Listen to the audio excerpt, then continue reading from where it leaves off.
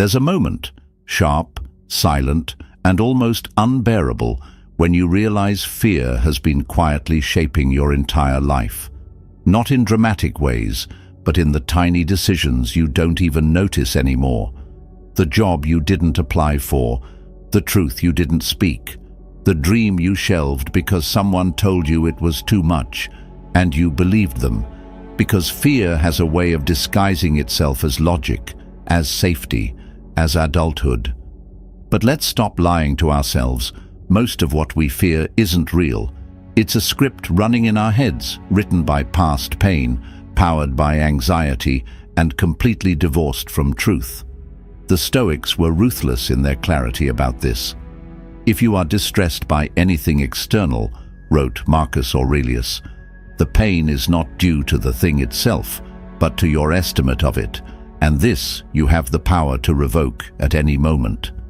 Read that again, because that's what we're here to do. Revoke fear's grip. We're not just talking about how to manage fear. We're going deeper. We're going after the roots, the false beliefs, the invisible chains, and by the end of this video, you won't just understand fear differently, you'll understand yourself differently. If that resonates with you, if you're tired of living small in a life that wants you to expand, there's a simple, free favor I'll ask. Hit that subscribe button. It tells me these words are reaching the right people. Now let's begin. Number 1. Accept that everything changes. Ever notice how the mind clings hardest right before something slips away? We want permanence in our careers, in our relationships, even in how we feel. We crave certainty like it's oxygen. But life doesn't operate on our schedule. It never did. Everything around you, your body, your circumstances, your sense of identity, is constantly evolving. The more you try to hold it still, the more it slips through your fingers. And that's what fear feeds on, the fantasy that things should stay the same. Change isn't the enemy. Our resistance to it is. We panic when things end. We mourn what used to be. We dread the unknown. But here's the paradox. The more you resist change, the more you suffer. Stoicism calls this resistance a form of self-torture. Marcus Aurelius put it plainly: loss is nothing else but change, and change is nature's delight. Nature doesn't fear winter because it knows spring will come. Why should we be any different? Think about it. Every heartbreak you thought would break you forever didn't. Every awkward failure you were sure would define you faded. Every dark phase passed, whether you noticed or not. Pain doesn't last, neither does joy. That's not a flaw, it's freedom. Carl Jung once said, "What you resist persists." The more you fight the fact that life changes, the more fear digs its heels in. But when you let go of needing things to last, when you stop trying to control every outcome, fear begins to lose its grip. You don't become indifferent, you become wise. You begin to trust your capacity to adapt rather than your need to predict. If you want proof, step outside. Watch the seasons shift. Look at how your skin sheds and renews without you doing a thing. Listen to how your thoughts change from morning to night. Everything moves, even your fears. They're not fixed structures. They come and go like weather. No need to build a shelter against them. Just stand firm and let them pass. The ancient Greeks understood this too. Heraclitus, the pre-Socratic philosopher, believed that no man ever steps in the same river twice, for it is not the same river and he is not the same man. It's a reminder that even you, your habits, your mindset, your sense of self, are in flux. That's not a threat. That's an invitation to evolve. So the next time you're frozen by panic or wrapped up in anxiety, pause, take a breath, then take another. Your breath isn't the same breath, it's moving. So are you. The tightness in your chest, temporary. The thoughts racing through your head, not permanent. You are not trapped. You are in motion. and motion is where strength lives. Don't try to freeze the moment. Don't try to glue joy into place or barricade loss from your door. Instead, flow. Let life shift. Let the day end. Let the feeling pass. That's where your power is, not in the illusion of control, but in your ability to ride the wave and remain unshaken. Because if everything is always changing, then even the worst thing you're going through has an expiration date. Let that sink in. Number 2. Fear is just a thought. Let's get real. Fear wears 100 disguises. Sometimes it sounds like, I'm not ready. Other times it's, what if I fail? Or they'll laugh at me. But peel away the layers and you'll find something unexpected. Fear is just a thought. Just a sentence in your mind dressed up like truth. The Stoics understood this deeply. They believed that the mind is not disturbed by events, but by its interpretation of them. It's not things that upset us, Epictetus said, but our judgments about things. Read that again, because that one truth can undo years of fear-driven living. We think fear is some kind of external monster creeping up behind us, but most of the time it's just our imagination playing horror movies we haven't bought tickets for. You're not being chased. You're anticipating being chased. Big difference. What if the worst happens? What if they leave? What if I can't handle it? Your mind spins these stories like a late-night talk show host, and you sit there watching, believing every word. But here's the trick. Your brain can't tell the difference between a real threat and a vividly imagined one. That's why you sweat before a job interview like you're being hunted. Why your stomach knots when you think about starting something new. The mind creates the scenario, and the body reacts like it's real. Carl Jung nailed it when he said, "People will do anything, no matter how absurd, to avoid facing their own soul." Fear often isn't about the situation. It's about what the situation mirrors back to us. Our insecurities, our unresolved wounds, the fragile parts of ourselves we don't want to look at. So how do you deal with this illusion? You don't argue with fear. You watch it. You observe it like a cloud drifting across the sky. You name it. Oh, hey, there's that thought again. The one where I'm a failure. Cute. You don't have to believe it. You just have to see it for what it is. Mental noise. Plato warned that we can easily forgive a child who is afraid of the dark. The real tragedy is when men are afraid of the light. And what is fear if not a rejection of light? A rejection of possibility, of movement, of growth. Most of us aren't afraid of failing. We're afraid of succeeding and not knowing who we'll become next. Look, thoughts come and go. They're like radio static. You don't have to turn up the volume on every station. When a fear-based thought arrives, take a breath, then ask, is this real? Or is this just my brain predicting a disaster that hasn't happened? If it's not real, don't treat it like it is. Don't give fear VIP access to your attention. And when fear says, stay small, play it safe, respond like a Stoic. You are not the truth. You are just a thought. And I decide what happens next. Because at the end of the day, you are not your thoughts. You are the thinker. You are the one who gets to decide which thoughts build you and which ones break you. Fear may still knock, but you no longer have to open the door. Number 3. Come back to the present. You ever catch yourself in the middle of a panic and realize nothing is actually happening right now? No one's yelling at you. Nothing's crashing down. You're just spiraling in your own head. That's what fear does. It drags you out of the moment and throws you into a future that doesn't exist yet, or a past you can't change. Fear loves time travel. It's rarely rooted in the present. It thrives on what-ifs and remember when you messed that up. It keeps you stuck in an emotional loop, reacting to situations that aren't even real. And the worst part? you believe it. You feel it in your body, your heart races, your breath shortens, your mind sprints like it's running from a tiger, but there's no tiger. Stoicism teaches us to anchor ourselves to the now.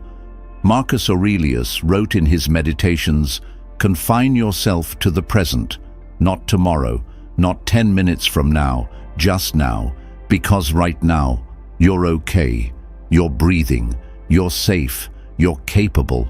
When you return to the present moment, fear loses its fuel. Why?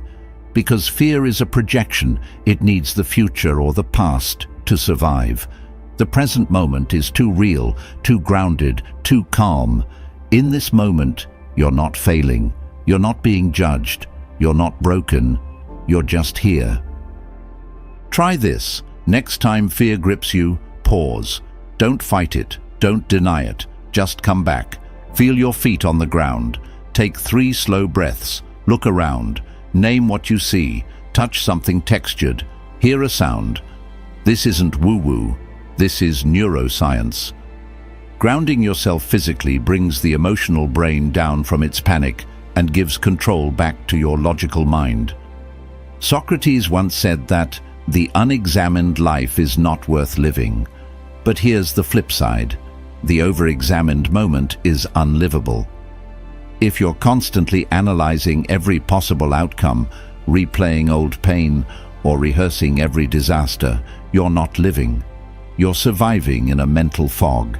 You're being haunted by ghosts that only exist in your imagination. Carl Jung believed that anxiety is the fear of the chaos within. So we distract ourselves with thoughts of the future to avoid feeling what's happening now. But the irony is, the present is where peace lives. The more we avoid it, the further we drift from ourselves. This is why mindfulness isn't a luxury, it's a survival skill, not just sitting in silence or lighting candles. It's learning to stay. Stay with the discomfort, stay with the breath, stay with the reality of now, even if it's messy or uncertain. Because here's the truth, life only happens in the present.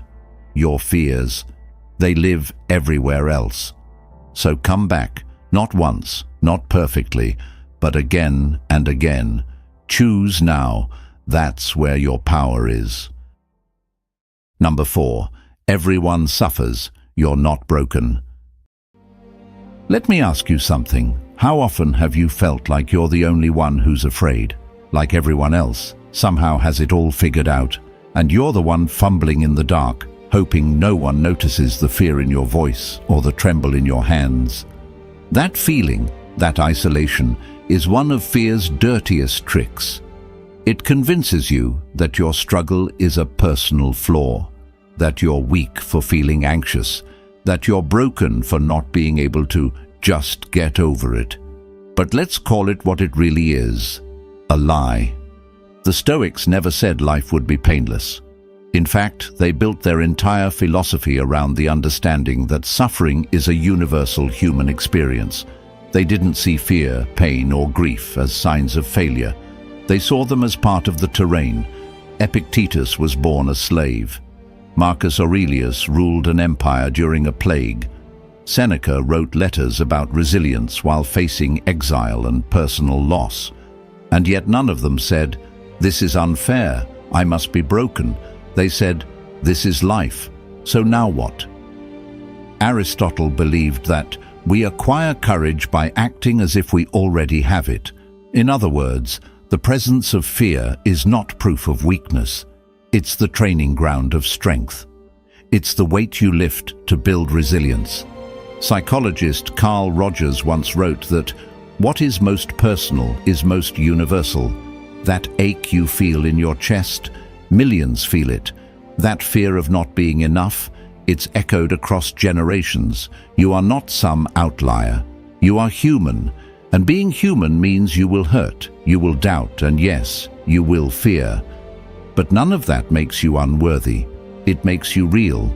Think about it. If you were completely fearless, you'd be unfeeling.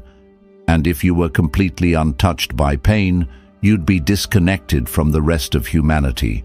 Fear connects us. Suffering connects us. It reminds us that we're alive, that we care, that we're trying. Stoicism doesn't ask you to pretend you're okay when you're not.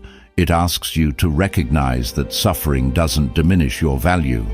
It doesn't say, don't feel fear. It says, feel it and continue anyway. That's courage. That's strength. So the next time you're caught in self-doubt, wondering why you're still scared or why you're not there yet, remember this. You're not the only one feeling this. Not even close, and that's good news, because it means you're not broken, you're not failing, you're just becoming. You are walking a path walked by countless others, some of them ancient philosophers, others just like you, trying to make it through the noise of modern life. And like them, you will find your way. Not by being fearless, but by realizing that fear is simply a part of your shared humanity. Number 5. Let go of control. Let's be honest. Most of us don't fear the unknown. We fear not being in charge of the outcome. We fear not having a grip on how it all plays out. That's what really keeps us up at night. It's not just that we don't know what's coming, it's that we can't control what's coming. That's why we overthink. Why we plan out conversations in our head days in advance. Why we check our phones obsessively or rehearse worst-case scenarios like they're some kind of twisted bedtime story. We're not preparing, we're grasping for control in a world that refuses to be controlled. And this is where fear thrives, in the illusion that we must manage everything. The Stoics saw through this. Marcus Aurelius reminded himself daily, you have power over your mind, not outside events. Realize this, and you will find strength. What he meant was simple but deeply freeing. The outside world will never obey you. People will disappoint you. Plans will fall through. The economy will crash. Loved ones will leave. Your body will age. These things are not within your grasp, and clinging to the idea that they should be, that's the root of unnecessary suffering. Control is seductive. It gives us the illusion of safety. But here's the truth. The more you try to control everything, the more anxious you become. Because deep down, you know it's a losing game. And every time life doesn't follow your script, fear rushes in to remind you how fragile that control really was. Letting go doesn't mean giving up. It means recognizing the line between what's yours and what isn't. That's the Stoic's razor, cutting away what's not within your domain and focusing your full effort on what is. You can't control how someone feels about you, but you can control how you show up in the conversation. You can't guarantee a job offer, but you can control the effort you put into preparing. You can't stop the rain, but you can carry an umbrella. Carl Jung said, I am not what happened to me, I am what I choose to become. That's the core of letting go. It's not passivity, it's power redirected inward. It's saying, I may not control the storm, but I will control my response to it. This shift doesn't just reduce fear, it restores dignity. When you stop obsessing over external outcomes, you reclaim your energy. Instead of wasting your attention on things you wish you could change, you focus it like a laser on what you can change, your attitude, your actions, your mindset, your effort. And when you truly let go of control, something strange happens. You actually gain more influence. People trust calm. Opportunities come to those who aren't frantic. Creativity returns when your mind isn't locked in survival mode. Letting go of control doesn't make you weak. It makes you fluid, adaptable, dangerous in the best way. Socrates taught that wisdom begins in knowing what you do not know. Take that a step further. It's also knowing what you do not control. Fear can't touch you when you stop handing your peace over to things that were never yours to begin with. So next time, fear whispers, "What if everything goes wrong?" Whisper back, then I'll meet it as I am, prepared, grounded, and free from the need to control it. Let go. Not because it's easy, but because it's the only way to stop drowning in the illusion of control and start walking with confidence through the chaos of life. Number 6. Be patient with yourself. You're probably tired of hearing, "Be patient." Growth takes time. It sounds nice on a coffee mug, but when you're knee-deep in self-doubt, anxiety, or fear, that advice feels hollow. Because let's be real, when you're trying to overcome fear, when you're putting yourself out there, making changes, doing the work, it's hard to not want results right now. You want the fear to go away. You want the confidence to show up. You want the healing to be done already. But here's the truth no one likes to sit with. Real change is slow. It's quiet, uneven, often invisible, and if you don't develop patience, you'll abandon yourself before the work starts to pay off. Fear thrives in urgency. It tells you you're behind, that you're running out of time, that you should have fixed this already. But that voice, it's not wise, it's not truthful, it's just noise. And patience is what helps you turn the volume down. The Stoics didn't expect perfection from themselves. They knew they were human, and being human meant stumbling. Marcus Aurelius wrote, "Don't expect the impossible. Don't be angry when you slip. Start again." It wasn't about achieving flawlessness. It was about showing up again and again with humility.